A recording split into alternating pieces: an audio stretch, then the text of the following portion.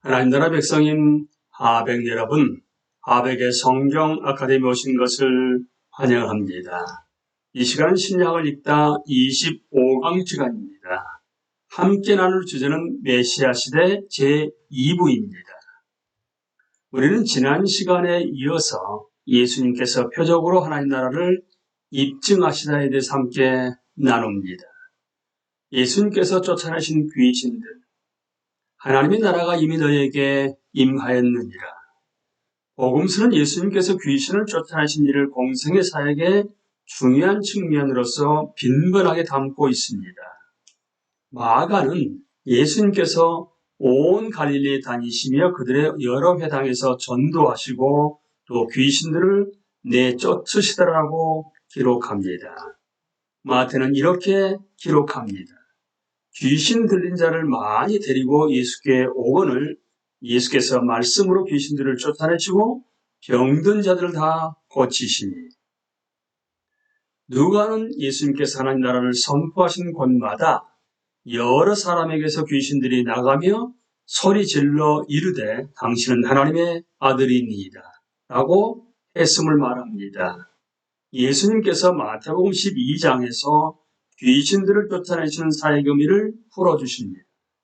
예수님께서 한 남자에게 있는 귀신을 쫓아내시자 사람들은 그분의 권세에 놀랐습니다.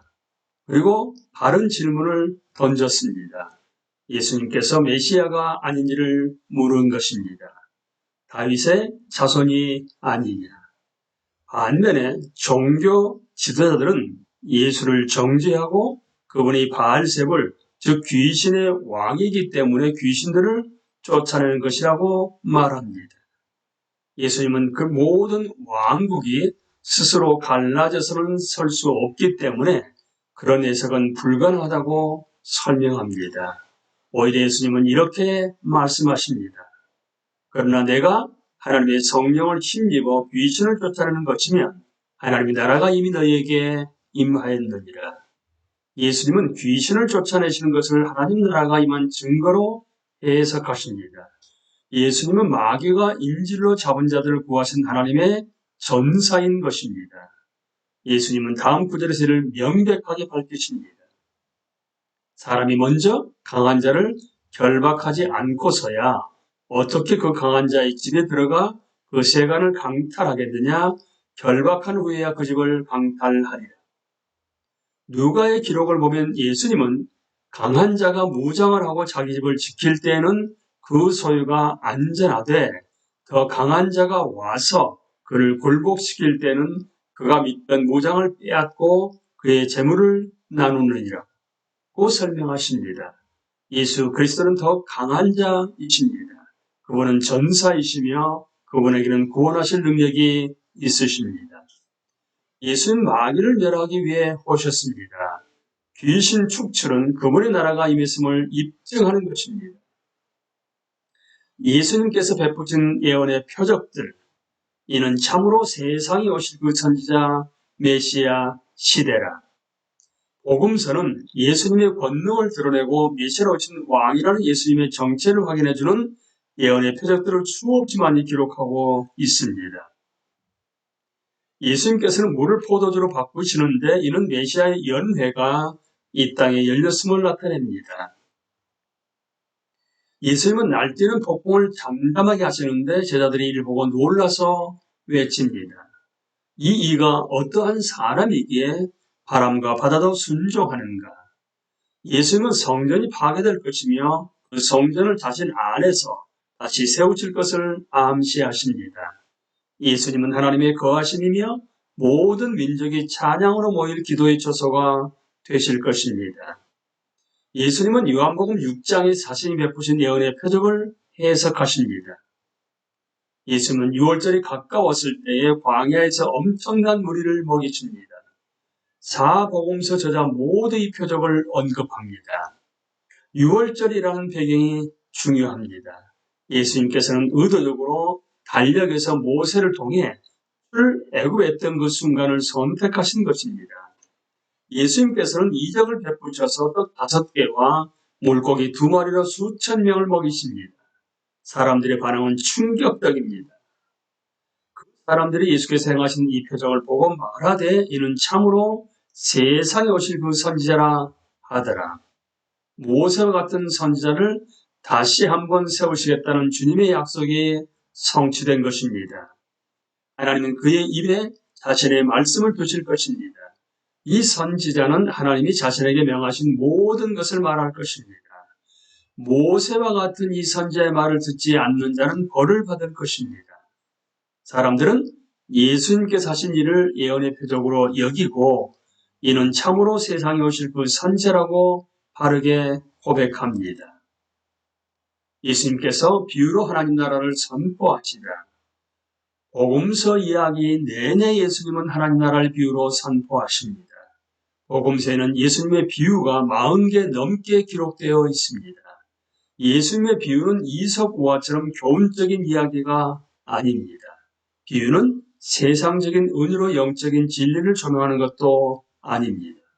비유란 구약에 기초한 것으로서 선지자들이 말하는 방식입니다. 나단이 다윗에게 들려준 비유가 그 중요한 예입니다. 나단은 가난한 자의 양을 훔친 부유한 자에 관한 비유를 말합니다. 그 비유는 다윗의 죄를 드러내고 회개를 끌어냅니다. 다른 예로는 이사야의 포도원 비유가 있습니다. 또한 에스겔의 부정한 여인의 비유도 있습니다. 비유를 듣는 사람들을 그 이야기로 초대하여 믿음으로 반응하도록 이끌어냅니다. 비유는 극적으로 두 가지가 대립되는 것입니다. 비유는 마음의 변화를 만들어냅니다. 예수님의 비유들은 보통 쌍을 이룹니다. 즉, 두 명의 다른 사람, 두 개의 다른 방식 또는 두 개의 대조되는 심상이 제시되는 것입니다. 하지만 기대되는 반응은 하나뿐입니다. 예수님의 비유는 끊임없이 듣는 사람들로 하여금 회개하고 예수를 믿도록 초청합니다. 예수님의 비유는 예수님의 정체를 드러내고 세상에 하나님 나라가 도래했음을 선포합니다. 우리는 모든 비유 말미에 항상 두 가지 질문을 던져야만 합니다. 이 비유에 드러난 예수 그리스도는 누구이신가? 또한 그 반응으로 우리에게 요구되는 것은 무엇인가?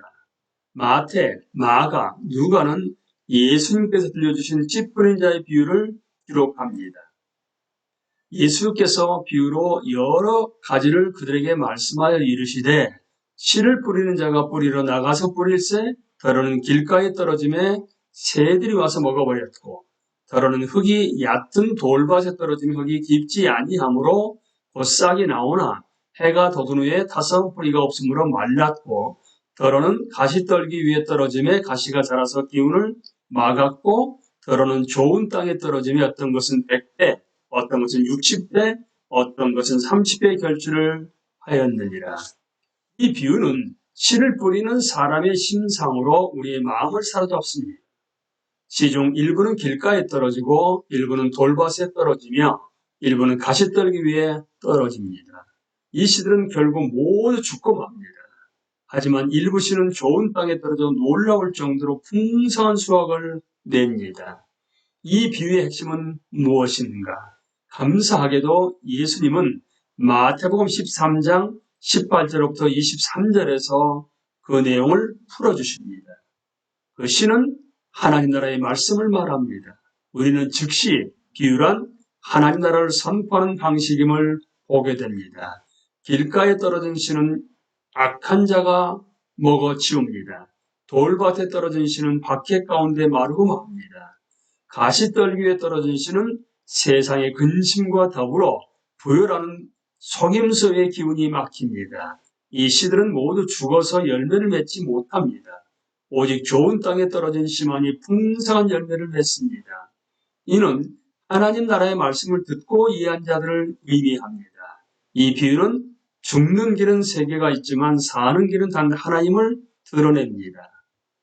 이 비유에서 예수 그리스도는 어떤 분으로 나타나는가? 예수님께서는 하나님 나라의 말씀을 뿌리십니다. 예수님은 이사야서 55장에 나오는 예언의 심상을 성취하십니다. 하나님의 백성들은 생명을 얻기 위해 주님을 찾고 주님께 돌아와 귀를 기울이라는 초대를 받습니다. 그리고 그의 말씀은 저들의 삶에서 죄의 저주를 뿌리째 뽑아내고 기쁨을 터뜨려 풍성한 열매를 맺게 합니다. 이는 비와 눈이 하늘로부터 내려서 그리로 되돌아가지 아니하고 땅을 적셔서 소출이 나게 하며 싹이 나게 하며 파종하는 자에게는 종자를 주며 먹는 자에게는 양식을 줌과 같이 내 입에서 나가는 말도 이와 같이 헛되이 내게로 되돌아오지 아니하고 나의 기뻐하는 뜻을 이루며 내가 보는 일의 형통함이니라.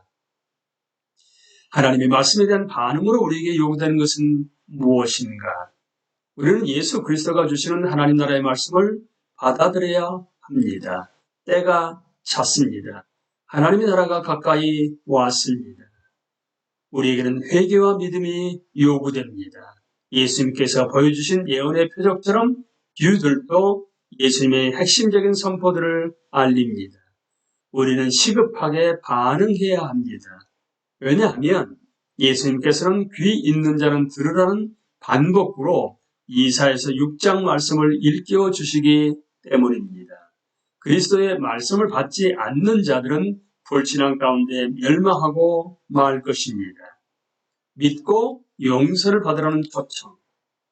예수님의 비유 중에 대부분은 예수님을 믿고 용서함을 얻으라는 초청으로 끝납니다.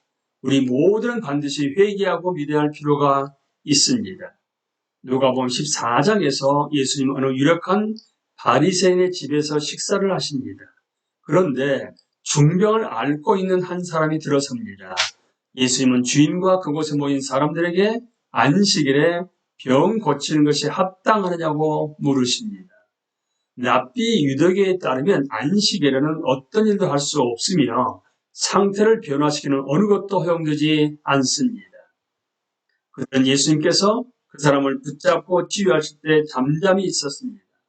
그러고 나서 예수님께서 물으실 때도 아무 말을 하지 못했습니다. 그 후 예수님은 그들의 마음을 향해 세 가지 비유를 내놓습니다. 이 세 가지 비유의 배경 모두 잔치 자리입니다.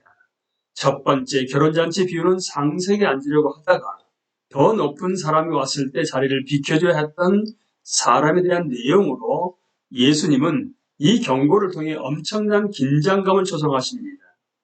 예수님은 어떤 분으로 드러나시는가? 예수님은 그들 중에 가장 높은 손님입니다.